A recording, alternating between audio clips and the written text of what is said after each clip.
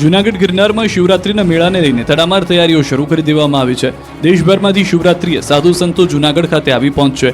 આગામી 22 ફેબ્રુઆરીથી 26 ફેબ્રુઆરી સુધી શિવરાત્રીનો મેળો યોજાશે, જેમાં લાખોની સંખ્યામાં ભાવિકો મળશે, જેને લઈ ગિરનાર છાયા મંડળના સંતોની એક બેઠક મળી હતી. છાયા મંડળના સંતો, ઉતારા મંડળ, સ્થાનિક વેપારીઓ અને આગેવાનો હાજર રહ્યા. મેળા દરમિયાન જે મુશ્કેલી પડે છે ના પડે તે માટે રજૂઆત કરી હતી. રોડ સારા બનાવવા, ટ્રાફિકની સમસ્યા દૂર કરવી, વિધર્મી દુકાન ન લગાવાય તેનું ધ્યાન રાખવું, રવેડી દરમિયાન તેની બગી પણ ન લાવે સહિતના પ્રશ્નોને લઈને સંતો વેપારીઓએ તંત્ર તેમજ પોલીસ સામે માંગણીઓ રજૂ કરી હતી.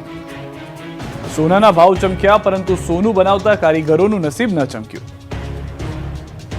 છેલ્લા કેટલાક દિવસથી સોનાના ભાવ ઐતિહાસિક સપાટીએ પહોંચી ગયા. ગોલ્ડના ગોલ્ડન દિવસો જોવા મળી રહ્યા છે. સોનું ચમકી રહ્યું છે, પરંતુ સોનું બનાવતા કારીગરોનું નસીબ ન ચમક્યું. સોનાનો ભાવ ઓલ ટાઈમ હાઈ છે.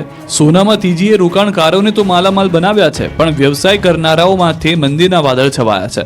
સોનાના ભાવ આસમાને પહોંચતા તેની સીધી અસર ખરીદી પર થઈ રહી છે. 24 કેરેટ 10 ગ્રામનો ભાવ 88,000 પહોંચી ગયો છે, જ્યારે ચાંદી પ્રતિ કિલો 1 લાખની નજીક પહોંચી જતા તેની ખરીદીમાં નોંધપાત્ર ઘટાડો થયો છે, જેના કારણે સોના ચાંદીના ઘરેણાં બનાવનાર કારીગરોનો રોજગાર છીનવાયો છે. દાગીના બનાવનાર કારીગરો સાથે વ્યવસાયકારો પણ મંદીમાં સપડાયા છે.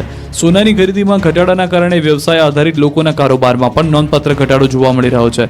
નિષ્ણાંતો અનુસાર વર્ષ 2025માં જ સોનું પ્રતિ તોલા 1 લાખની સપાટીને સ્પર્શે તો નવાય નહીં.